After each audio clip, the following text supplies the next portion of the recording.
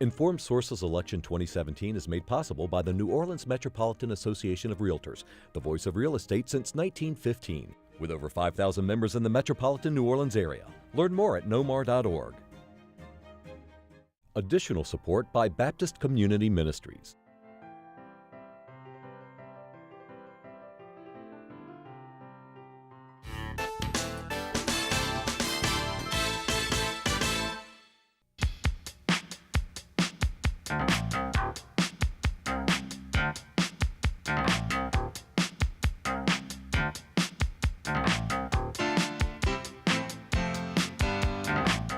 Welcome to Informed Sources Special Edition, Election 2017.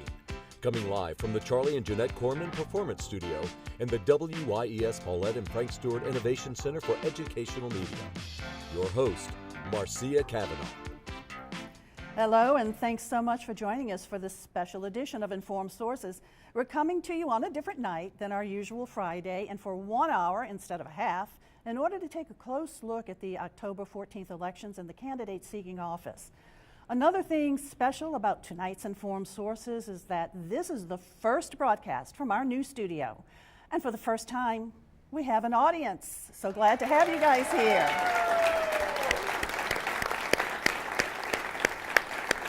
So we are looking forward to having an interesting hour ahead. You know, Winston Churchill once said of democracy that it is the worst form of government except for all the others.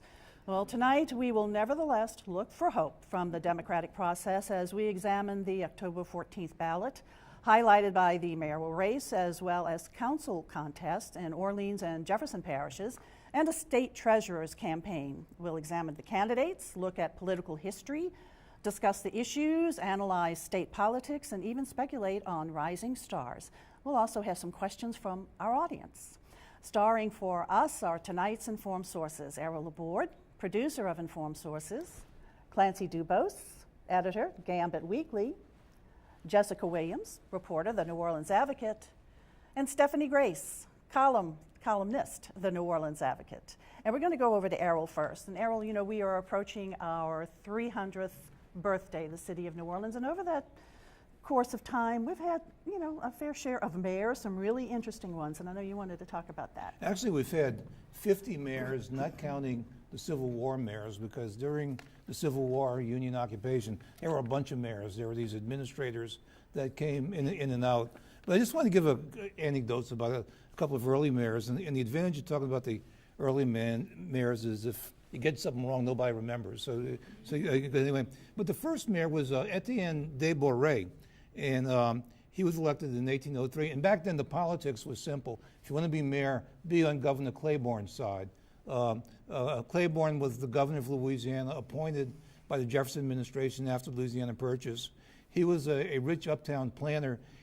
His plantation was roughly the land that is Audubon Park today, kind of like the forerunner to Ron Foreman, I guess, in terms of occupying that land. But one thing he tried to do, and you know, one interest that the French had in Louisiana was that they thought it'd be a great place to plant tobacco. And he was going to be a tobacco planter, and the tobacco thing never worked. And so instead they tried sugar. And he really was the leader in the sugar industry and developed granulated sugar. He only served as mayor for 1 year, so I don't know if he had his heart in it. And there's not too much about anything that he accomplished as mayor other than to have been the first. He resigned a year later, and he lived until 1820, which is coincidental because the next mayor I mentioned is my favorite early mayor. And this was a guy by the name of Louis Philippe de Rouffignac, and he was elected in 1820. He was from France, and he was from the same peerage, the same family of like the Count d'Orléans. And a lot of French came to Louisiana once the French Revolution started because it was either that or maybe face the guillotine. And so he was part of that crowd that came here, got very involved in New Orleans, became a state legislator, fought in the Battle of New Orleans, was very much a part of the city. He served as mayor from 1820 to 1828. He's remembered as a good mayor. He developed street lighting, a fire department, public education. He was also the first mayor to discover they didn't know how to handle gambling because gambling was an issue. So the first one to be boondoggled with it. But he was just remembered as a good thing. But that, and the other thing that's famous about Rofignac is he is the only mayor that there's a cocktail named after, the Rofignac. And there was a restaurant called Maley's that for many years served that contact, which is something akin to a Sazerac. And still today, some people who file cocktails can make a Rofignac. And he was an important mayor. He wound up going back to France, finished his life out in France, but apparently regretted it, and really regretted it. And when he died, he was about to come back to New Orleans, but that never happened. Skipping ahead many years to Martin Berman. Martin Berman was born in 1880. He was born in New York, but he lived most of his life in Algiers. And he was elected mayor in 1904. He is important in the evolution of modern politics because this is the first of the really important machine mayors. By this time in cities across the country, you had political machines. In New Orleans, it was the regulars, also known as the old regulars, when another group calling themselves the new regulars started. And so he was the machine mayor, and machine mayors had a lot of power. One, because they had a very powerful base, and part of their base was built on immigrants. And one way that they were able to serve immigrants is because government didn't provide many social services back then, and so a lot of times, if you were aligned with the machine, you got more than you'd get from government. One of my favorite stories, though, is that he served as mayor from 1904 to 1920, 16 years. And all of this time, and you see this throughout politics, where you had these machine people, there was this other faction of like the native middle class that was the reformers, and that was fighting the machine and feeling they've taken powers away from us. And so in the 1920 election, which I think was held in 21, the reformers finally had a victory, and they elected a guy named McShane to be mayor. So he was a reform mayor of New Orleans, and there's a McShane place in New Orleans. The problem is, once he became a mayor and he started doing everything right, there were so many people who survived off of deals made with the government and contracts made with the government and all kind of perks in government that they really didn't like having a reformer in. And so 4 years later, Berman was elected again, and his motto was, "Papa's back." And so it was the return of the machine. Okay, and I got to now jump you ahead to contemporary era because we're starting to run out of time on this Okay. segment already. Well, at this point, probably the most important of contemporary mayors because would be Delesseps Morrison, who was elected in the election of 46 because he had this whole period of machine mayors, and then Morrison, returning from World War II, was a champion of that reform class, and they got behind, and he was elected. And Morrison pretty much fought the machines by having a machine of his own, an organization called the Crescent City Democratic Organization, the CCDA. And they were organized the same way the machines were, in that they had ward bosses and precinct bosses.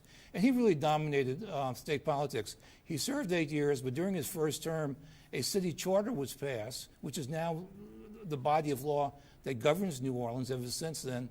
And that limited mayors to 2 4-year terms, but Morrison was able to run for 2 more.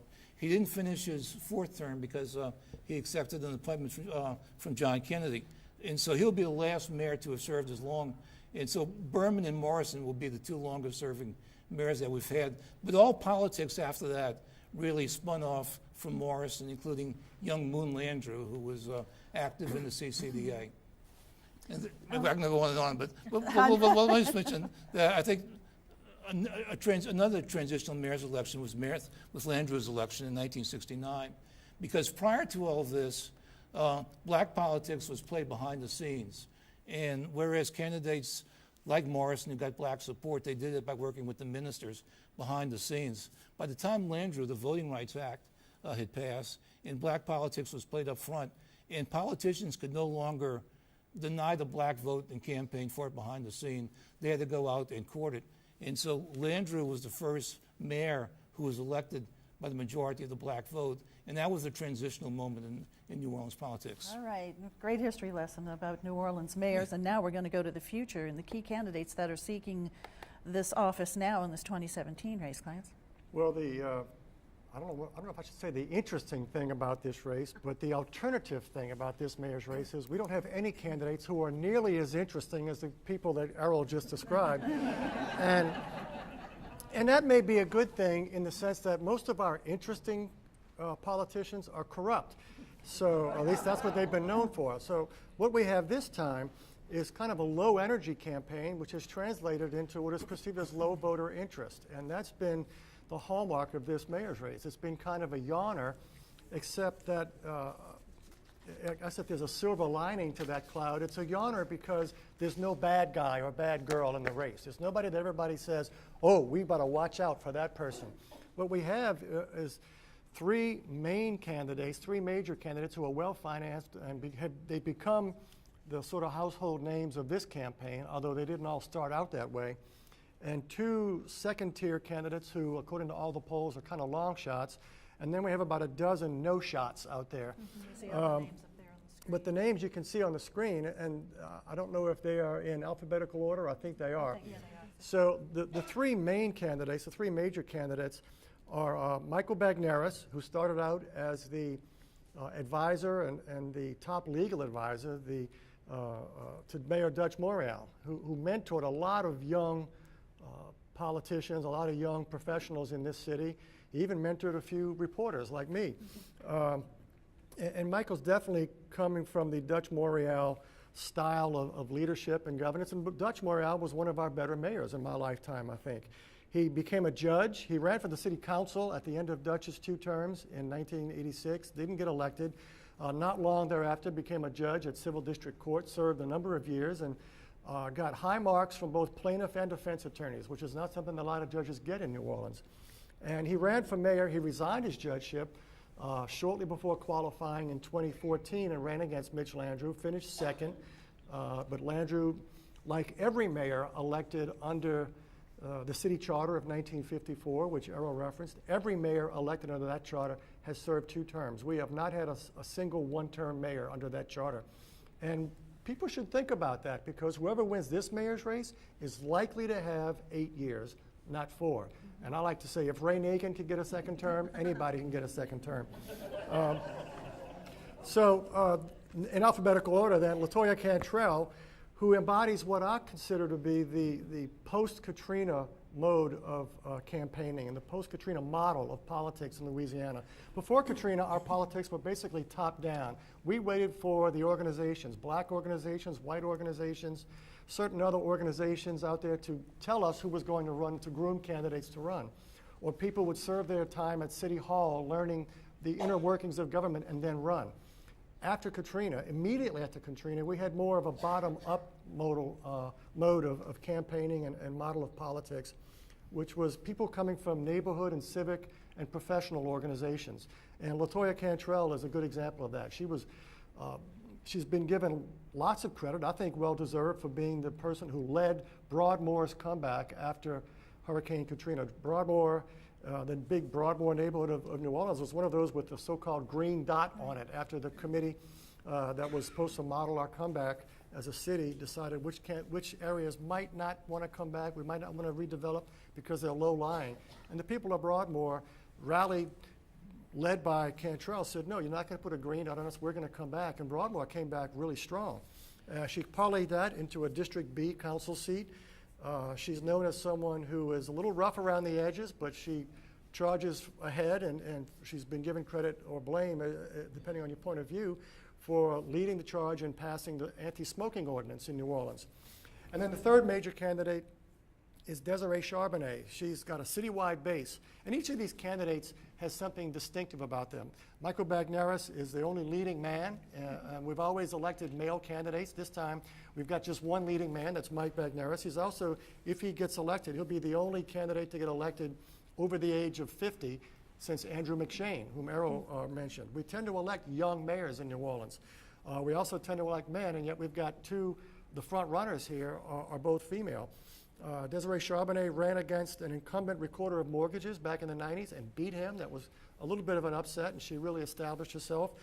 She then, as a reformer, said, let's abolish this office and merge it with the clerk of court, which they did. She then ran for a judgeship at municipal court, which she won. Again, that was a citywide office.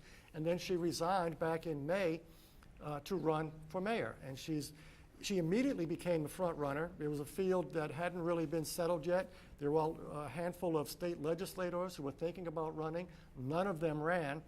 And she's gotten the lion's share of the money and the lion's share of the high-profile endorsements. And, but because she's the front runner, I'm sorry? And also the lion's share of the Yes, I was about to say, when you're the front runner, you become a target. And so she's been the target of some hit pieces that have been mailed out by a group calling itself Not For Sale NOLA PAC. We don't know yet, but we should find out tomorrow or the next day who these people are, because the campaign finance reports are due, so we'll find out hopefully who they are, and because the leader of it is a guy whose firm is based in Shreveport. So we're pretty sure he's not really calling all the shots here. He's not driving this bus, as it were. And she's made some suggestions of who she thinks. Yes, a handful of uptown reformers who are behind Mike Bagneris, supposedly, but we'll see. Then there's the next tier of candidates, Troy Henry.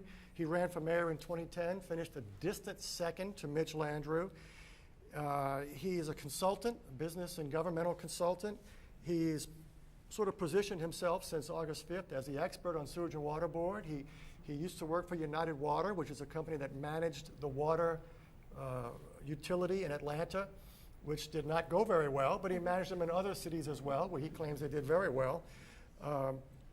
He's at 4% in the polls. I should tell what everybody else is. Cantrell and Charbonnet are virtually tied in the latest poll done for The Advocate and WWL-TV by Ron Fauché, who himself ran for mayor in 1982. Cantrell leads at 27%, Charbonnet's next at 26%, which is a virtual tie. Statistically, that's considered a dead heat. Bagneris is a little bit behind them with 19%, Troy Henry at 4%. The next candidate I'm going to name, Tommy Vassell, a CPA, former school board member, is at 2%, along with Frank Skurlock, who I guess is the other white candidate for mayor, but, or I guess is the white candidate for mayor, I should say, not the other white candidate. But whatever support he had, it's kind of evaporated in the wake of an arrest out in, when it came to light out in Hollywood. And that 2% was from before we found out about that. Yes, so this poll was taken probably gone down. last week, the 25th, 26th, and 27th And also of remember, we September. have a week and a half before the primary, so poll numbers could, of course, Oh, they change a bit absolutely, too. and So. if Ron Fauché were here right now, he'd say a poll is a snapshot in time Right. and is not a crystal ball. It doesn't predict what's going to happen. Although Okay. people are voting, early voting has started. Yes, early voting Right, that's is right. underway right now. All righty, Clarence, thanks a lot. Well, the next mayor certainly will come into office facing a full plate of issues and challenges. So how do the candidates seeking the office plan to tackle them?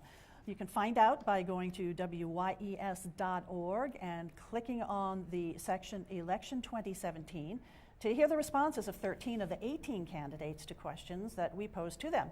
Each candidate was asked the same set of questions. Each was given 3 minutes to respond, and their unedited answers are posted for you to listen to at your convenience to learn more about what plans the candidates have for the city. Certainly, Jessica, you know, there are some issues that we've seen that have sort of risen to the top more than others. So what do you say now have been these key issues that are really concerning voters during this election cycle? Of course, every 4 years we see the quintessential issues of crime in streets, and that's something that all three of the major candidates have hit home on. Desiree Sharpe was one of the first ones to release a comprehensive crime plan. One of the things that she said that she would like to do is hire up to 100 new police officers a year. Michael Bagneris would like to give every police officer a $10,000 raise. LaToya Cantrell has said that, nothing stops a bullet like a job. She's been quoted as really pushing home on that economic development front and really fine-tuning some of the strategies that have been put into place under the last 8 years of the Landrieu administration. And really, where you see differences, really strong differences in the candidates on crime, is, Desiree Sharpe has said that she would like to open up a national search for a new police chief, but let the current police chief apply. And she's also, notably said that she wants to reform the paid detail structure that was put into place under the consent decree. That specific, what we had before was specifically called, an aorta of corruption by the U.S. judge that looked into the program and really found instances where police officers were being given details based off of who they knew and, who they were aligned with on the job. And now it's seen as more of a fair process. However, one of the things that, Judge Charbonnet has said that it's also made it very hard for police officers to be competitive when they're going out to the Superdome to try to compete with Jefferson Parish. Which doesn't have as strict regulations as New Orleans does now. Specifically on the issue of affordable housing, one of the things that has separated Desiree Sharpe from LaToya Cantrell. And it's interesting because Cantrell has really been, one of the council members that's been at the forefront of affordable housing issues over the last, 5 years. And she's been put in the predicament where she's had to sort of defend her record on a lot of these things, where other candidates have said that they want to make sweeping changes. She's instead called for things to kind of stay the same because she, again, was one of the ones at the forefront of putting, the laws that are currently on the books in place. And one of the things that she said that she would like to do, Judge Charbonnet, is institute a curb on short-term rentals. And it's interesting because before she said that she would like to put a curb in place, none of the other candidates were talking about it. And then we see, Judge McNair saying, yeah, I'd like to have, a curb, and, Troy Henry saying, yeah, I'd like to have a curb, and they should also be paying, those hotel taxes that the hotels pay, and it should be a, an even playing field for everybody. Well, that was one of the things that was passed in the law in April that, Councilmember Cantrell worked on and helped put into place was that they would, have to pay those taxes. And she's, I think she's done a good job in the debates of kind of laying, as those candidates talk about the issues that they are not as informed on as she is, kind of coming back and saying, wait, here's the record, here's what I've done, here's what I'm going to continue to do if I'm elected as mayor. And she's really, emerged as one of the more informed candidates in the race. She gets so specific when she speaks about what's in the budget and different programs, how this one's working versus that one. It does kind of stand out as, she is the one who has been in the weeds on the budget and these programs, and the others have not. They've been in the judiciary. Why do you think that is, given the fact that, 3 major candidates are at least discussing the issues, and you have issues out there like the sewage and water board debacle, which everybody's upset about. And crime is something that everybody's upset about. Why hasn't one of these candidates been able to just resonate with voters with his or her position on those issues that people really do care about? It's not as if they're talking about issues that nobody cares about, and yet nobody's been able to grab an issue and just run with it and have it resonate with voters. I would say that, different candidates, depending on the environment that they're in, and again, speaking of Troy Henry, he's one of the candidates that jumped into the race at the last moment, and, has really been kind of on his own in terms of financing, except for a PAC that was just started, the Louisiana Common Sense Fund, which has helped him out a little bit. But he is, one of the ones at forums, when you see him out, he's really good about getting in front of the audience and sort of saying, here's where I stand on this issue, here's what I'm going to do about that. And I've heard people, who are meeting him for the first time that would walk away from that and have said that they were impressed with the way that he sort of puts things together and, how he presents himself on the issues. Whereas other candidates, they may know more about, what they're saying and know more about what's been done. But as far as that presence, that is not something that's coming across in all environments, I would say, on the campaign trail. And it could, a big part of it could be there are no easy answers to these things. And I think the candidates understand that, and probably a lot of voters understand that. And so it's hard to come up with kind of a slogan that will really catch on in that environment. Here's how I'm going to reduce poverty. Here's how I'm going to stop crime. I mean, think back to Ray Nagin. I'm going to sell the sucker. I'm going to sell the airport, and that's what kind of rocketed him to the front. And turns out he couldn't. And maybe we should be glad that nobody's been so clever as to just come up with a great slogan and not deliver. I feel like there's something that's not terrible about this. Yes. One thing that hasn't been an issue when you think of all the commotion and all the division and all the uproar was the whole monuments issue. And I understand why, because it's racially sensitive and all what's been done has been done. So I understand that, and no one's going to advocate bringing them back, and no one wants to debate, Beauregard versus Lee. But it seems like there's a sub-issue, though, and that's the process issue. How do you go about making these type of changes? And what we saw in this situation was pretty much one man saying this is what's going to be. And so does there need to be some sort of a city commission or city process or some sort of way to deal with this type of issue? Well, it's an issue that's going to fall in the next mayor's lap and the next council's lap, because I don't see anything happening on the monuments between now and then, unless Landrieu, he's dealing full-time. I talked to him recently. He said, I'm 24/7 at Sewage and Water Board. So I think that's got all of his attention. It should have all of his attention right now, along with crime and streets. So I think the monuments issue is just going to sit there. And he has said that I'm not doing any others. Yes. Yeah. And this is going to be the last that you're going to see from But there's the famous story that they want to see at these spaces. That during the famous Kennedy-Nixon debates, not once was Vietnam mentioned in those debates. And even if I recall the mayoral elections 4 years ago, not once was monuments mentioned. I wonder what issues out there that we're not seeing that might become a major issue over the next 4 years that nobody else is talking about. Well, I think it's sort of aligned with affordable housing and economic development, but economic equity, Yes. Economic opportunity, but the economic disparities, it's still out there. It's out there in the east, and it's out there in the lower 9. It's just not out there maybe in Lakeview and Uptown. And this is something that really kind of came to the fore, I think, during the Katrina anniversary, when there were these two competing storylines. The New Orleans is doing great versus we're not back yet, and it's not great for everybody. And I feel like that elevated this conversation, and we've been there ever since, and it involves so many different things: disparity between regions, affordability for people in the service industry, all kinds of things. No shortage of issues and challenges facing whomever becomes our next mayor. Let's talk right now about the donors who have been involved in supporting candidates and what sort of impact they're having on this campaign. Okay, well, they like Desiree Sharpe. Let's just say that. It's interesting. She was the last of the major candidates to get in, and she made a big splash when she got in, both with kind of the people around her and also how much money she was able to raise. So far, she's raised about $1.2 million. That's more than twice as much as either Cantrell or Bagneris, and they've been at it longer. And it's interesting because, as you said, once you're, when you're out front, that makes you a target. And people have been looking at these donations, and there are a lot of, city contractors, and, so there's kind of this undercurrent, certainly pushed by this PAC that we were talking about, that, is something going on here. It was a little weird because she's elected citywide, but a municipal court judge is not someone who's before the public very much. It's not a very high profile position. Not very high profile. She handles misdemeanors. She has a very good reputation and has, been a reformer, but, compared to LaToya Cantrell, say.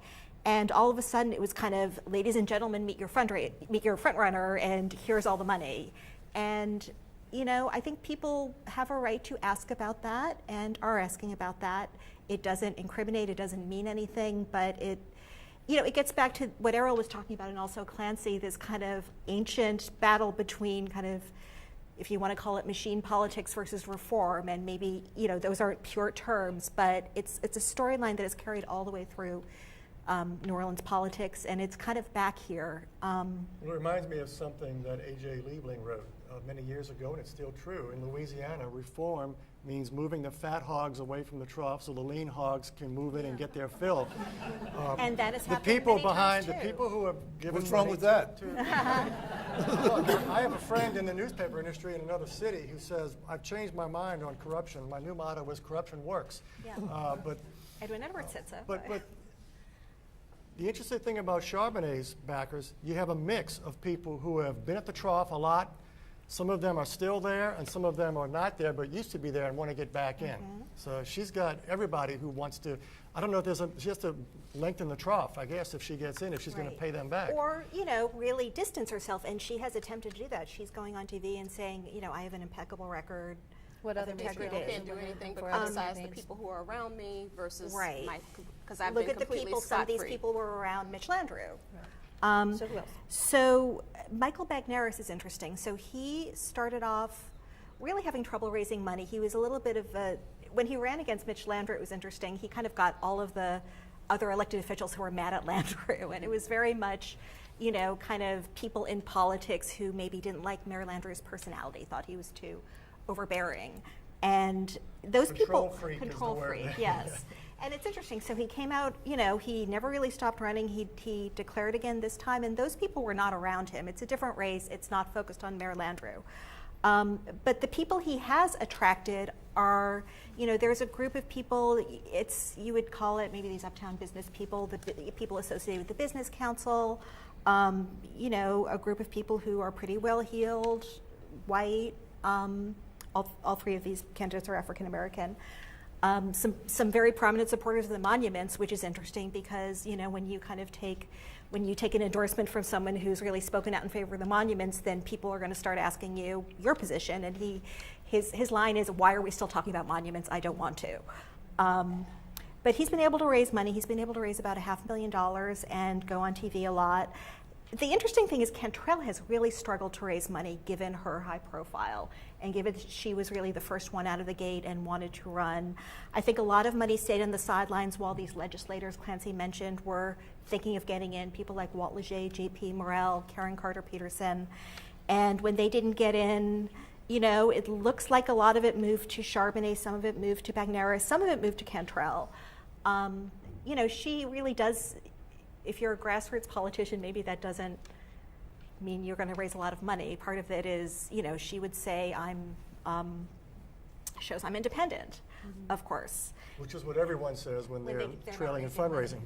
And again, if you look at, I would say the endorsements kind of track the same way. Charbonnet, if you go to their 3 websites, Charbonnet's is the only one that has a specific tab for endorsements because there are a lot of them. And they're very varied. It's AFL-CIO, it's Leon Cannizzaro, it's various, you know, political groups, Cedric Richmond, the congressman, who is, you know, really considered to be a pretty strong force behind the group supporting her.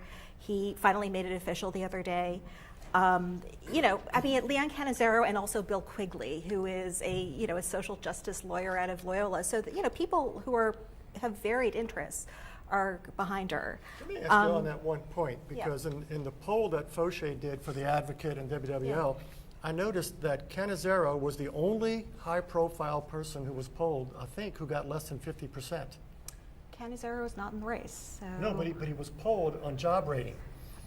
His job rating was in the 40s. Everybody else's job rating. He's become a controversial figure. Yeah. So I'm wondering maybe that explains why he hasn't been as out front in this race. He endorsed pretty early, I should say. But Yes, I should mention, you know, while she has the bulk of the kind of political endorsements, Cantrell has gotten some key endorsements lately too. One is from Gambit, and one is from NOLA.com. So, you know, there's kind of a tradition of media endorsements. I should say the Advocate does not endorse candidates. Of media endorsements helping a candidate really kind of take off and get before people and get voters to take a look at them. Michael Bagneris got one big endorsement that I can think of, which is the Alliance for Good Government, and I think that was a little unexpected. He did very well at their forum. That was an early one. But again, there's this, you know, Cantrell, even though she's on the council, is really running a little bit of an outsider campaign, and she has a lot of young supporters. One of the issues is that she's not from here, and Desiree Charbonnet is always talking about how deep her family's roots go. Latoya Cantrell is from California, came here to go to college and stayed, says, you know, I'm a New Orleanian by choice. Okay, so that's another fissure here. Wrap it up there. Okay, thanks a Yeah. lot, Stephanie. And we go over to Errol. So to switch gears a little bit, let's talk briefly about looking at what's going on with state politics. Well, Louisiana, as we know, like the rest of the South, is very much of a conservative state.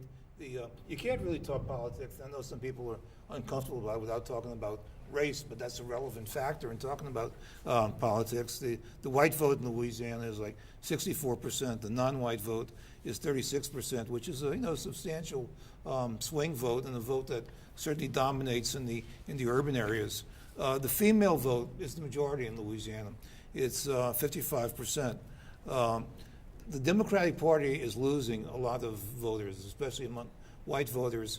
And what's growing is voters who aren't affiliated with parties. I guess the independent or the non-party voter. And one reason, I guess, is just ideology. The other is probably because of our open primary system, which doesn't make it as necessary to be affiliated with a party as it was back in the old days of the party primaries. The chronic voter is what you'd expect. The chronic voter is the voter who's there just about every time, no matter what the election is there. And it tends to be an older, wider vote and more conservative type vote. And that's kind of a predictable vote. The one thing I've noticed, and I'd like to get y'all's comments on it, is thinking about the states. Louisiana, I think it goes back to the Huey Long legacy, and probably Edwin Edwards didn't help too much either. Always had this image of corruption and corrupt governors.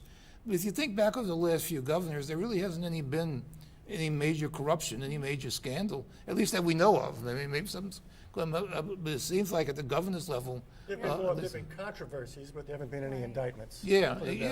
And there's been some at lower level, at department levels, but the governor himself, I mean, we used to always see Edwin Edwards being indicted and walking in. Some of Edwin Edwards' best quotes came from walking out of the federal court, but we haven't seen that in a long time.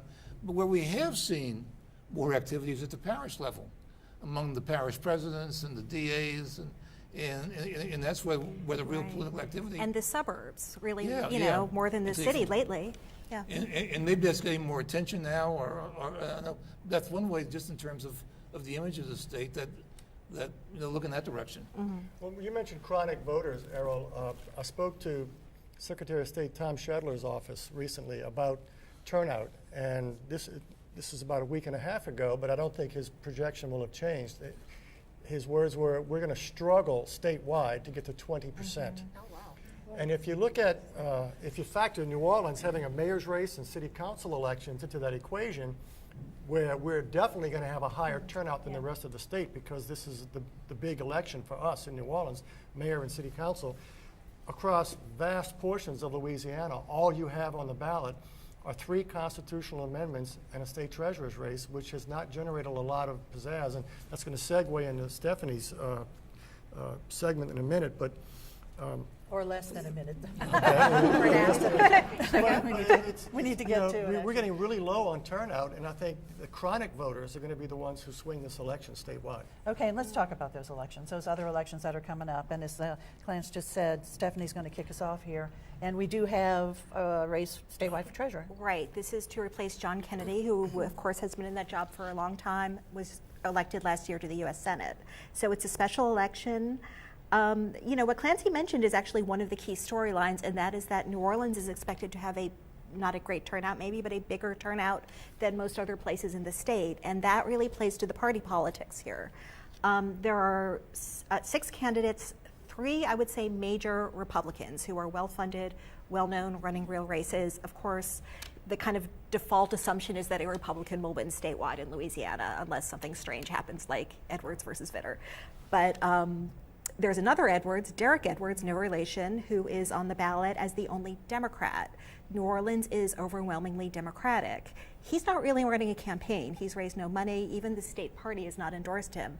But he's a D named Edwards on that ballot. So the big question is, do enough Democrats vote for him to give him a runoff spot, which would basically anoint whoever gets in the runoff with him as the winner? Or do Democrats cross over and decide they want a voice in choosing one of these Republicans, which has happened before also? Okay, and another race over in Jefferson Parish Council. Well, in Jefferson Parish, any major election is a war, and the Jefferson Parish Council District 4 race is centered in Kenner and West Metairie. And if every race in Jefferson is a war, every race in Kenner is what George W. Bush would call nuclear war. And that's what we're seeing out there with 2 candidates only. So this one's going to be decided on October 14th. It's the seat on the parish council, a district seat, and the district is Kenner and West Metairie. And it's between State Senator Danny Martini and Kenner City Councilman Dominic Impastato. They're both Republicans. There's an age difference between them, but both of them have clean records. Both of them are good guys. But it's really come down to the politics of it, which it always comes down to in Jefferson, factional politics. Impastato is backed by a lot of the people who are close to Mike Yanni, who, of course, was elected as this clean-cut, rising star, and now he's not so clean-cut, and his star is falling. And the other faction is led by Newell Norman, who's not even in politics anymore, but his friends and his allies are there. And some people see this as, I like to use the analogy of the Spanish Civil War, which was a run-up, sort of a pre-season to World War II. This is the Spanish Civil War of the sheriff's race coming up in March. Although I think the political alignments are going to change, but it's an interesting race to watch. What the New Orleans mayor's race lacks in intensity, the Kenner and West Metairie District Council race in Jefferson makes up for in buckets. Very intense. So that's an interesting one to Another watch. interesting race is the coroner's race. It's one of the craziest races you can ever say, because the situation with the incumbent Jeffrey Rouse, after qualifying, saying, well, I'm not going to really run, decided I don't want to be coroner. He only had one opponent, which was Dwight McKenna, and pretty much he said, so Dwight McKenna is going to be the new coroner. Some other people are saying, well, not so fast right now, and it's been pointed out that if somehow Rouse would win, if people would vote for him, and then he would go ahead and resign, then they'd need to call a special election, and someone other than Rouse or McKenna would be the next coroner. So if you're trying to figure this out, all right, So if you vote for Rouse, that means you're voting for neither Rouse nor McKenna. Right. If you vote for McKenna, then you're voting for McKenna. Now, what I'm curious is if anybody, if at the last moment, try to organize some sort of Well, campaign. there's a new state law, relatively new state law, that says if someone resigns after a certain date, their name is still on the ballot and the votes count. The old law said that if you resign, even if the ballots get printed, your votes don't count, and that's what's changed. So Rouse is effectively now none of the above. Right. And if he wins, it probably would be a coalition of people who really want a new election and people who maybe don't even realize he doesn't want the job because he's on the ballot. Okay, let's run over now to Orleans Parish Council. Jessica, at-large, Division 1. At-large Division 1, we've got two representatives going head-to-head, State Representative Joe Bowie and State Representative Helena Moreno. And just speaking about rising stars in the race, I mean, Helena, said from the get-go that she was getting into this race. She was going to come in and replace City Councilwoman Stacey Head. She's got a history of results in the legislature. She was a carrier of landmark domestic violence legislation back in 2014. The Advocate and WL recently did a poll that put her at 45%. It's really a question now of can she avoid having to go to the runoff, whether or not as opposed to whether or not she's going to make one. The other person in the race is Kenneth Cutno. He struggled to kind of gain, financial support and get his name out there. Joe Bowie is right behind Helena. He's got about 20% and she's got about 45. Okay. All right. We got to move along here. Now we're going to go over to Steph and Division 2. Division B, okay. Division 2 for Council at Large. Excuse me. Jason Williams, the incumbent, is somebody else who could have run for mayor and probably would have been a front runner. Very popular. In the same poll, he had 40%. He's up against 4 opponents. None of them are well known. None of them topped, I think, 7%. So same question, will he get into, will he have to have a runoff? Longer term question is, will he run against Leon Canizero? Because a lot of people think that's the long-term plan. That's in the future. Okay. District A, Orleans Council. District A is an open seat. Incumbent Susan Guidry is term limited. She is actually supporting one of the 2 leading candidates. You've got 6 candidates in that race, but 2 of them really stand out for raising money and getting a high profile out there. They are Eileen McClansky, who represents what I would call that top-down model. She served a lot in government. She was a legislative aide to Nadine Ramsey. She spent some time in D.C. The other major candidate is Joe Geruso III, who represents that bottom-up post-Katrina model. It comes from the Lakeview Civic Association, the YLC, and other civic organizations. It could well be a runoff, but Geruso has been leading in the polls, and they both had their share of home runs and strikeouts in the debates, I would say. But Geruso has the lion's share of endorsements in that race. District B, Steph. 6 candidates. 2 best known, if you had to put your money on it, likely to get in the runoff, you'd have to think.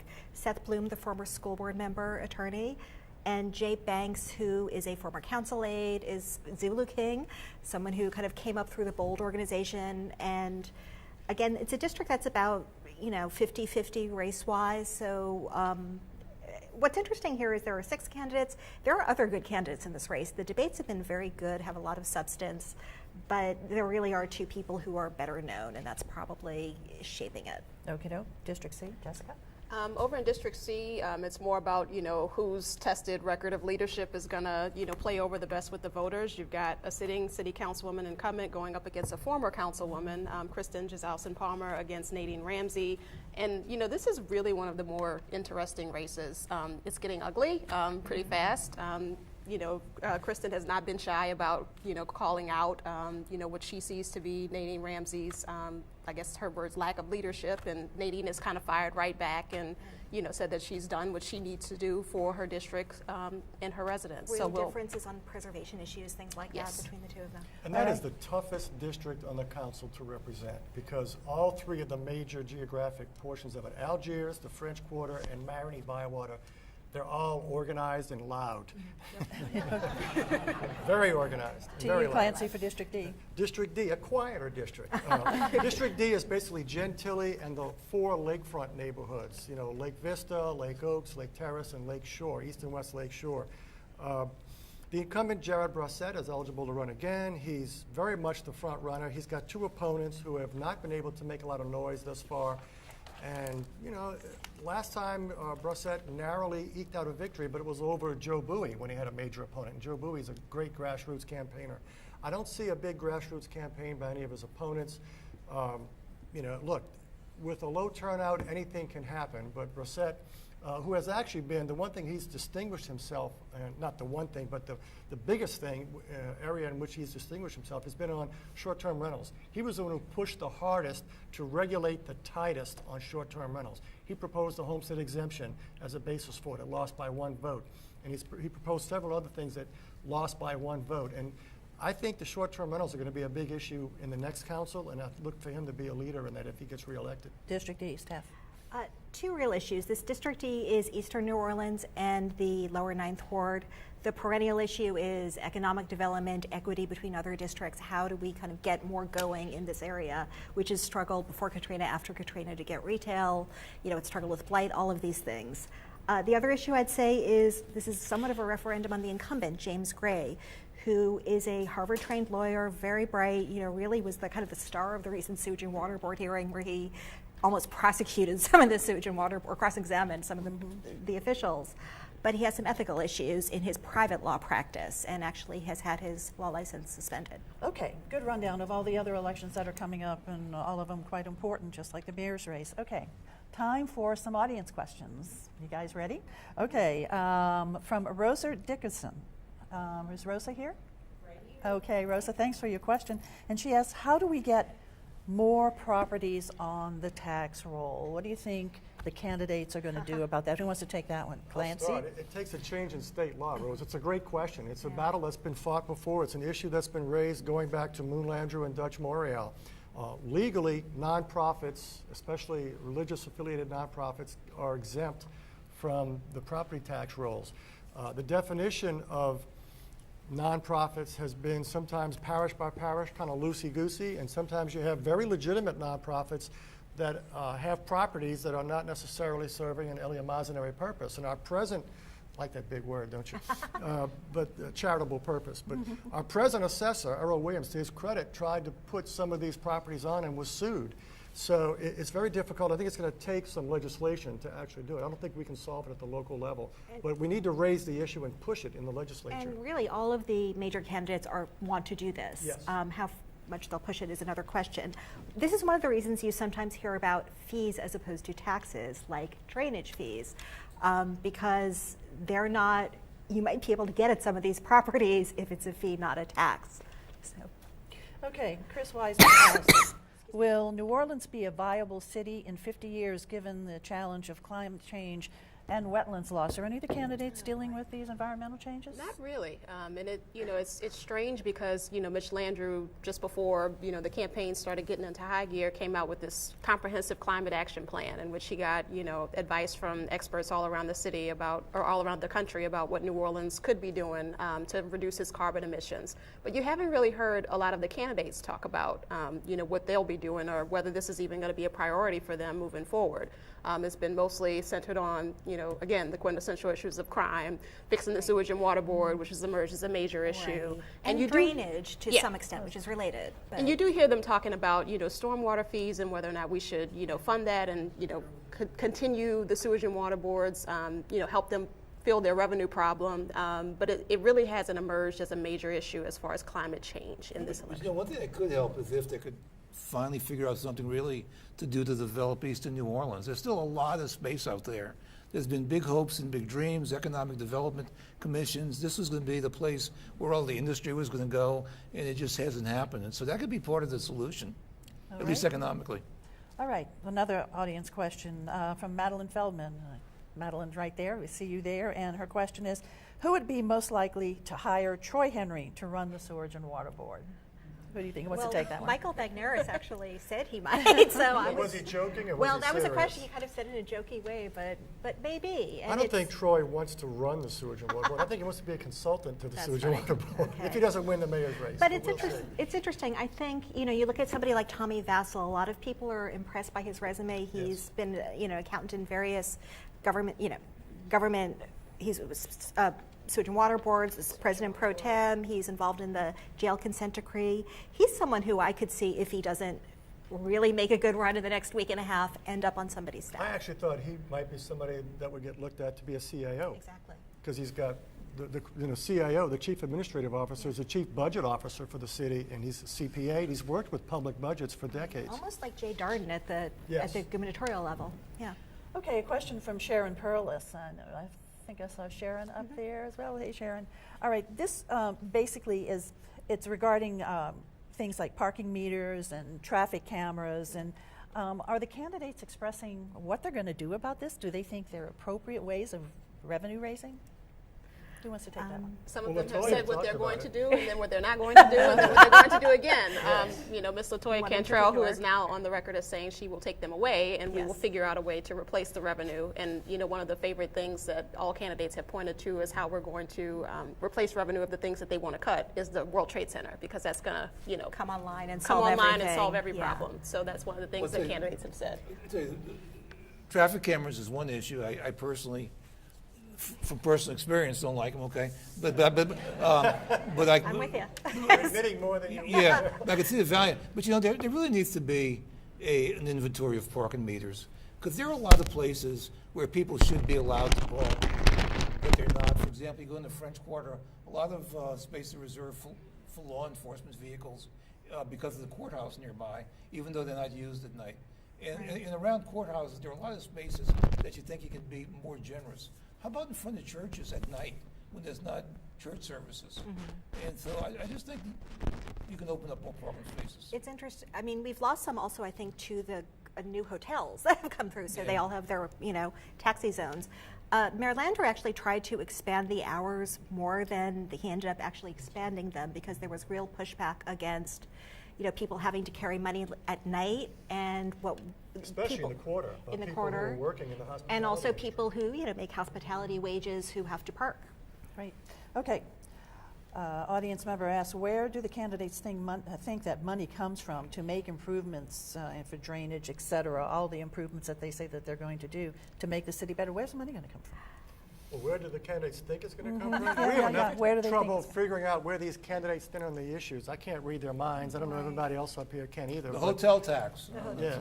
Tourists, yes, always like It's tax like people this in every visit election. the They state. promise we're going to find a solution. And we're not after- going to charge you. We're going Right. to find it ourselves. Right, there's a We're lot gonna of, find it if in you the ask them about the drainage fee that some people were talking about, you don't get a lot of support. Okay. Nobody wants to be on record for that. Let's move to another one from Frank McCormick, who's here, I think, in the audience. If the next mayor vowed to dedicate all of his or her attention addressing three main issues, crime, streets, drainage, how much change could New Orleans really see in the next 4 to 8 years on each of those issues? And if we're so hamstrung financially as a city that we're essentially stuck in a hole with no way out, I mean, what really do you envision would be happening in 4 to 8 years? What are the candidates really, can they do about that?